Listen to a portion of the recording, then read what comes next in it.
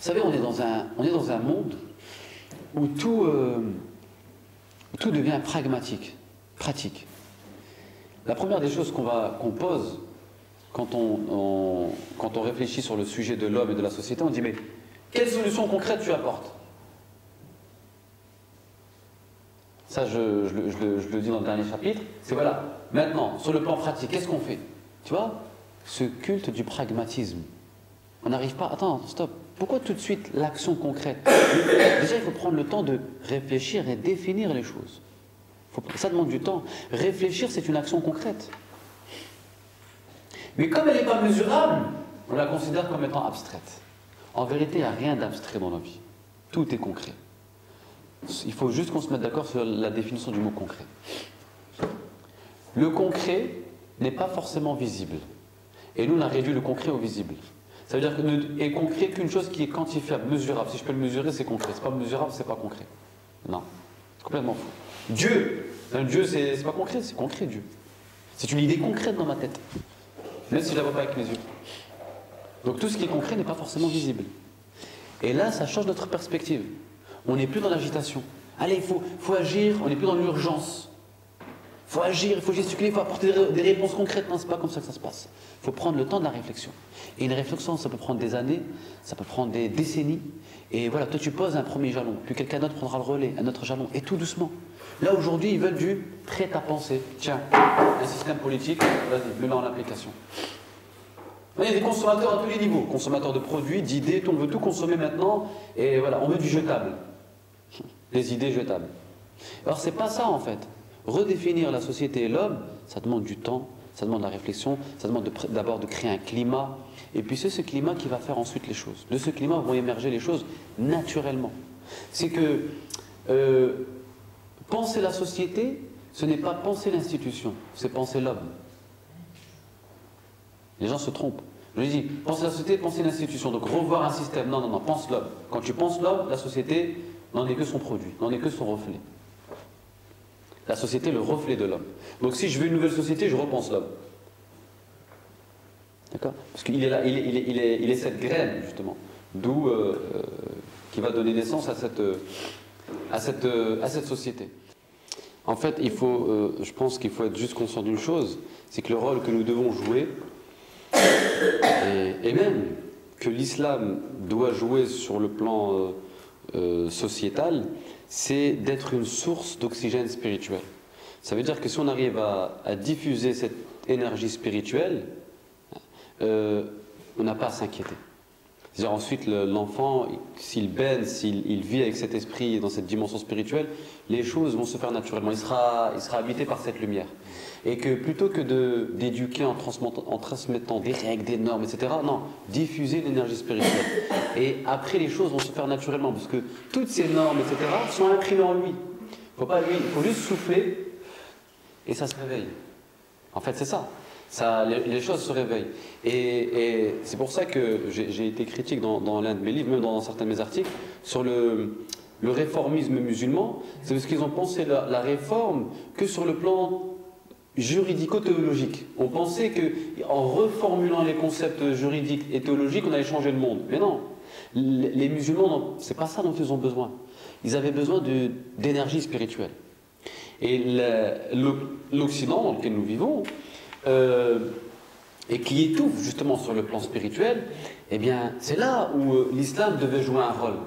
Vous savez, René Guénon, qui a écrit justement, qui a fait une critique du monde moderne, à son époque, bon, je crois que là il avait été un peu naïf sur ce plan-là, mais il voyait alors attention, à l'époque, dans la franc-maçonnerie, la source du redressement de l'Occident.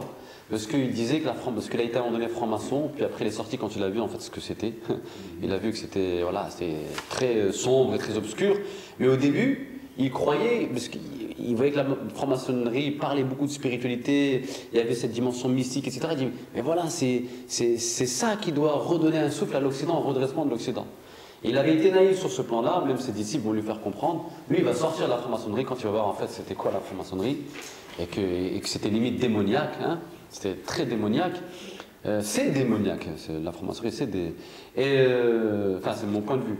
Mais en réalité, on se rend compte que là, et ce qui se passe aujourd'hui dans le contexte actuel avec l'islam, hein, l'islam interroge aujourd'hui dans la société, interroge, soulève des questions, etc. Voilà, ça fait cogiter, etc. Et je crois que là, les musulmans ont une responsabilité. Pourquoi? Parce qu'ils portent un souffle, et en fait, ils devraient la diffuser. Diffuser ce souffle pour permettre à l'Occident, je reprends l'expression de Guénon, de se redresser. Le redressement de l'Occident n'est possible que si on parvient à répondre à ce besoin spirituel. Et nous, au lieu de répondre à ce besoin spirituel, on s'est enfermé dans les normes juridiques, dans ce qu'il faut, dans le halal, dans le haram, t'as le droit, t'as pas le droit, etc. Et on a étouffé et la communauté et la société.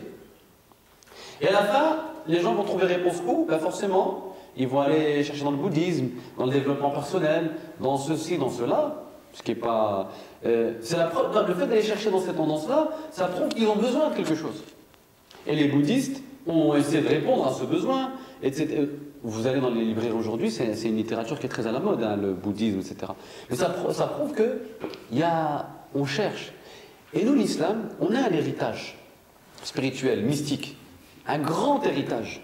Et au lieu de le mettre en avant et de répondre à cette attente, on aurait pu jouer un rôle magnifique et positif dans le redressement de l'Occident. Mais malheureusement, on s'est enfermé dans nos normes juridiques, on s'est étouffé et on a fabriqué des musulmans frustrés. On a fabriqué des... Vous ne savez pas la frustration qu'on a alimentée au sein de la communauté musulmane.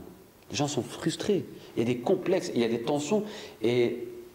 on le voit au quotidien, hein, c'est les déchirures qu'il y a, les blessures, les souffrances, tout ça, parce qu'on a grandi avec un islam qui ne répondait pas à nos besoins, à notre nature.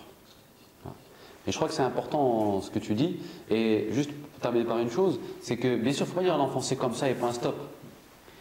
Il faut lui apprendre à soulever des questions, il faut lui apprendre à poser des questions. Il faudra juste lui poser le cadre qui va discipliner sa curiosité, pour pas que son intelligence s'éparpille. Et en même temps lui dire que il y a des réponses à toutes les questions. Seulement, il y a des réponses qui sont de l'ordre du mental et il y a des réponses qui sont de l'ordre du cœur. Voilà. Il faut lui apprendre ça. Parce que là, je ne peux pas te répondre, mais ton cœur a la réponse. Tourne-toi vers ton cœur.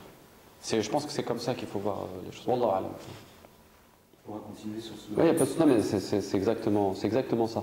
En fait, c'est vrai, c'est qu'il ne faut pas être dans une approche dichotomique entre le spirituel et le temporel à partir de quel moment on est dans ce monde-là, dans notre monde. Et le spirituel, c'est pas se créer une bulle dans laquelle on va s'enfermer et être déconnecté. C'est pas du tout ça. C'est pour ça que moi, la distinction spirituelle, temporelle, politique, religieuse n'a pas de sens pour moi. Parce qu'en fait, c'est un tout. Et que quand on dit spirituel, on ne fait pas la promotion de cet ascétisme funeste, où je suis, comme dit, on n'a plus l'épée sur terre et on attend que... Non, ça c'est au contraire. Et Nietzsche, ce que disait, d'ailleurs, c'est ce que j'évoque dans ce livre. Mais le spirituel, c'est quoi? C'est tout simplement vivre sa vie humainement, parce qu'il ne nous est pas demandé d'être autre chose qu'un être humain. Ben oui, Dieu a créé les anges, a créé les animaux, il a créé l'homme pour que ce soit un homme, pas pour que ce soit autre chose qu'un homme. Mais il faut se dire, qu'est-ce qu'un homme? Est-ce que c'est quelqu'un qui simplement raisonne? Est-ce que c'est quelqu'un... Non. Donc c'est tout simplement s'accomplir et transcender sa vie de tous les jours, donner un sens à ce qu'on fait, voir la marque de Dieu partout. C'est ça, mais dans la vie matérielle, c'est le voir partout. Dieu, c'est pas dans un autre monde. Et après, dès que je sors de ma solitude, de ma retraite spirituelle, je reviens dans la vie. Non, c'est pas ça. C'est que Dieu est partout. J'essaie de le voir partout, le voir pas forcément avec les yeux, mais le sentir. Je transcende ma vie, mes moments de joie, mes moments de tristesse, ma vie professionnelle, ma vie sociale, ma vie familiale. Tout ça, ça fait partie de l'homme et je donne juste du sens. Je donne du sens. Alors moi, je suis pas pour les gens qui sont dans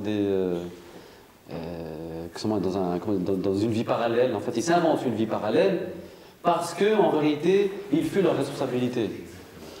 Ça, c'est autre chose. Et ça, le prophète l'avait condamné, les califes, l'avaient condamné. Se prétendre dans une vie spirituelle, parce que non, je ne m'attache pas pour fuir ses responsabilités, ça non. C'est une excuse. C'est une excuse.